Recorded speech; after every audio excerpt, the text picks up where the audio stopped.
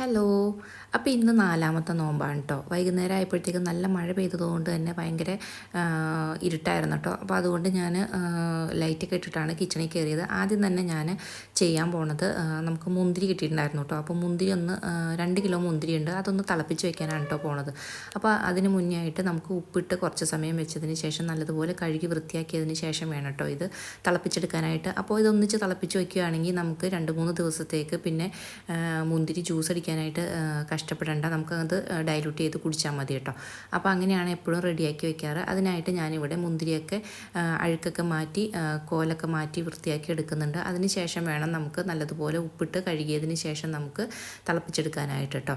ഇവിടെ ഞാൻ ഉപ്പിട്ട് വെക്കുന്നുണ്ട്, കുറച്ച് സമയം ഞാൻ ഉപ്പിട്ട് വെക്കുന്നുണ്ട്. അതിന് ശേഷമാണ് കഴുകി വൃത്തിയാക്കി നമ്മൾ തിളപ്പിക്കാനായിട്ട് വെക്കുന്നത്. മുന്തിരിയൊക്കെ ഉപ്പിട്ട് വെച്ചതിന് ശേഷം ഞാൻ ചെയ്യാൻ പോകുന്നത് പാല് തിളപ്പിക്കുകയാണ് കേട്ടോ. കുട്ടികൾക്ക് ഷേക്ക് അടിക്കാനായിട്ടുള്ള പാല് തിളപ്പിച്ച് നമുക്ക് ഫ്രീസറിൽ സ്റ്റോർ ചെയ്യണം. അതിനായിട്ട് പാല് തിളപ്പിക്കാൻ വെച്ചിട്ടുണ്ട്. അതിനോടൊപ്പം തന്നെ കുറച്ച് കഴിഞ്ഞപ്പോൾ ഞാൻ മുന്തിരി കഴുകി വൃത്തിയാക്കിയതിന് ശേഷം സ്റ്റൗവിൽ വെക്കുന്നുണ്ട് കേട്ടോ.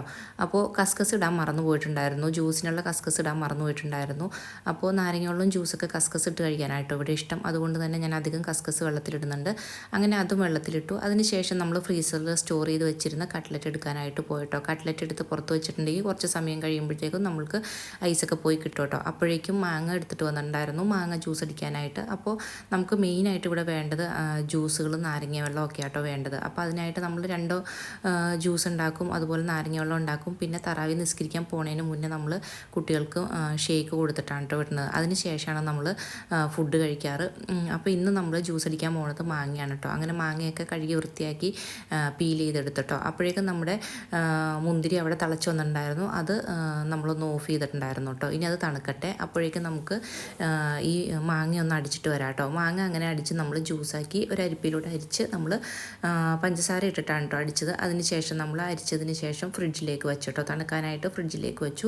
ഓരോരോ പണികളായിട്ട് നമ്മൾ പെട്ടെന്ന് ചെയ്ത് തീർക്കുവാണെങ്കിൽ നമുക്ക് നോമ്പിനുള്ള പരിപാടികൾ പെട്ടെന്ന്. അങ്ങനെ മാങ്ങ അടിച്ച് മാറ്റി വെച്ചതിന് ശേഷം നമ്മൾ മുന്തിരി കുറച്ച് മാത്രം ഇന്നത്തേക്ക് മാത്രം എടുത്തിട്ട് നമ്മൾ തണുക്കാനായിട്ട് വെക്കുകയാണ് കേട്ടോ. തണുക്കാനായിട്ട് വെച്ചതിന് ശേഷം നമ്മളുടെ പാലിവിടെ തിളച്ചിട്ടുണ്ടായിരുന്നു, ഷേക്കിനുള്ള പാലിവിടെ തിളച്ചിട്ടുണ്ടായിരുന്നു കേട്ടോ. അത് തണുത്തിട്ടുണ്ടായിരുന്നു. അതിലേക്ക് നമ്മൾ ഈത്തപ്പഴവും അതുപോലെ തന്നെ കാഷ്യൂനട്ട് പൊടിച്ച് വെച്ചിട്ടുണ്ടായിരുന്നു, അതും കൂടി ഇട്ട് നമുക്ക് ഒന്ന് റെസ്റ്റ് ചെയ്യാനായിട്ട് മാറ്റി വയ്ക്കാം കേട്ടോ. ഞാനിവിടെ കാഷ്യൂനട്ട് ഇതുപോലെ മിക്സിയിലൊന്ന് ക്രഷ് ചെയ്താണ് വെച്ചിരിക്കുന്നത്. കാരണം എന്താണെന്ന് വെച്ചാൽ ഷേക്കിനായിട്ട് പെട്ടെന്ന് കുതിർന്ന് കിട്ടാൻ വേണ്ടിയിട്ടാണ് കേട്ടോ. അങ്ങനെ കുറച്ച് കാഷ്യൂനട്ട് എടുത്തിട്ട് നമ്മൾ പാലിലേക്ക് ഇട്ട് വയ്ക്കുന്നുണ്ട്.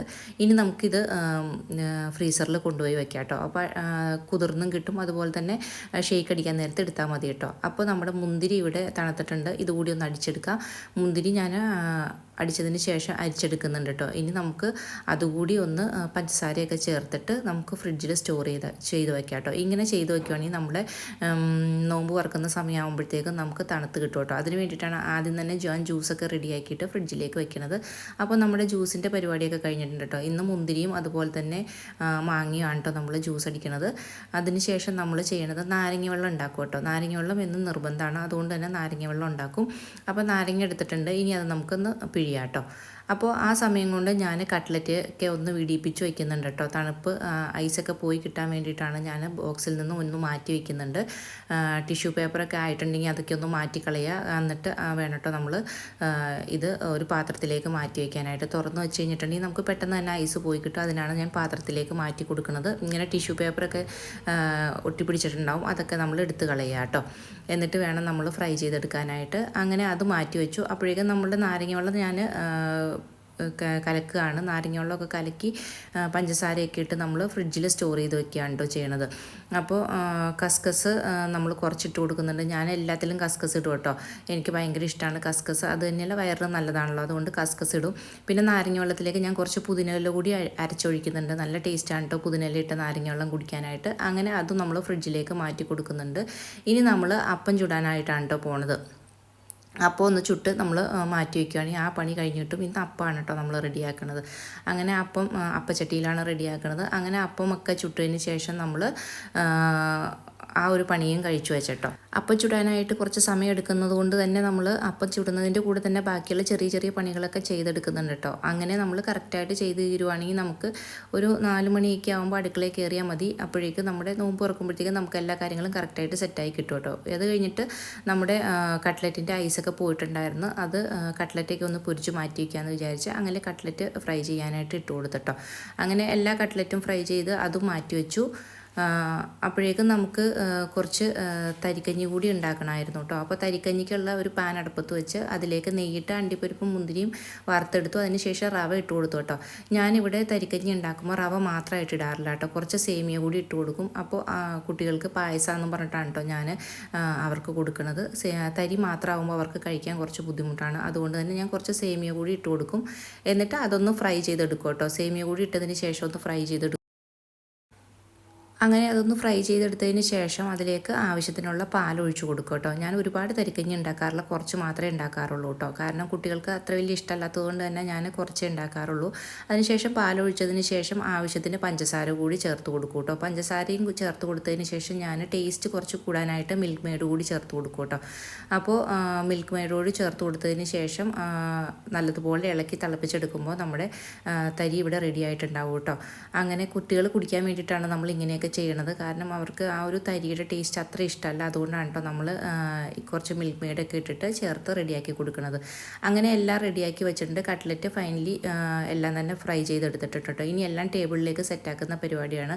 ഓരോന്നായിട്ട് എടുത്തുകൊണ്ട് പോയി നമ്മൾ ടേബിളിൽ വെക്കും കേട്ടോ. എന്നാലാണ് കുട്ടികൾ വന്ന് നോമ്പ് തുറക്കാനിരിക്കുമ്പോഴത്തേക്ക് എല്ലാം സെറ്റായിട്ടുണ്ടാവുള്ളൂ. അങ്ങനെ ഫ്രിഡ്ജിൽ നിന്ന് ജ്യൂസൊക്കെ എടുത്ത് കൊണ്ടുപോയി നമ്മൾ ടേബിളിൻ്റെ പുറത്ത് വെച്ചിട്ടുണ്ട്. അതുപോലെ തന്നെ സ്നാക്സും കാര്യങ്ങളും എല്ലാം തന്നെ നമ്മൾ ടേബിളിൽ കൊണ്ടുപോയി വെക്കുകയാണ് കേട്ടോ ചെയ്യണത്. നമ്മൾ ഫുഡ് കഴിക്കുന്നത് ഒരു 9:30 ആകുമ്പോഴാണ് ഫുഡ് കഴിക്കുന്നത്. സ്നാക്സും ജ്യൂസും കാര്യങ്ങളൊക്കെയാണ് കേട്ടോ നമ്മൾ കഴിക്കുന്നത് ആദ്യം തന്നെ. അതുപോലെ തന്നെ ഷേക്ക് നമ്മൾ കുടിക്കുന്നത് തറാവി നിസ്കാരത്തിന് പോകുന്നതിന് മുമ്പാണ് കേട്ടോ കുടിക്കുന്നത്. അപ്പോൾ കുട്ടികൾക്ക് നിസ്കാരം കഴിഞ്ഞ് വരുമ്പോഴത്തേക്കും നിസ്കരിക്കുമ്പോൾ വലിയ ബുദ്ധിമുട്ടുണ്ടാവില്ല, അതുകൊണ്ടാണ് കേട്ടോ. അങ്ങനെ എല്ലാം നമ്മുടെ ഇവിടെ സെറ്റായിട്ടുണ്ട്. അതിനുശേഷം നമ്മൾ ഒരു 6:30 ആകുമ്പോഴത്തേക്കും കുട്ടികളെ വിളിച്ച് ഇരുത്തും കേട്ടോ. അപ്പോൾ കുട്ടികളെ വിളിച്ചിരുത്തി കഴിയുമ്പോൾ അവരുമായിട്ട് കുറച്ച് സമയം സംസാരിച്ചിരിക്കുമ്പോഴത്തേക്കും നമ്മുടെ നോമ്പ് തുറക്കാനുള്ള സമയമായിട്ടുണ്ടാവും കേട്ടോ. അങ്ങനെ എല്ലാവരും വന്ന് ഇങ്ങനെ സെറ്റായിട്ടിരിക്കുന്നുണ്ട്. ചെറിയ മോളും വന്നിട്ടുണ്ട്. ചെറിയ മോൾക്ക് നോമ്പില്ല, എന്നാലും മോളും വന്നിരിക്കുന്നുണ്ട് കേട്ടോ. അങ്ങനെ 4ാമത്തെ നോമ്പ് നല്ല റാഹത്തായിട്ട് തന്നെ നമ്മൾ പറഞ്ഞിട്ടുണ്ടായിരുന്നു.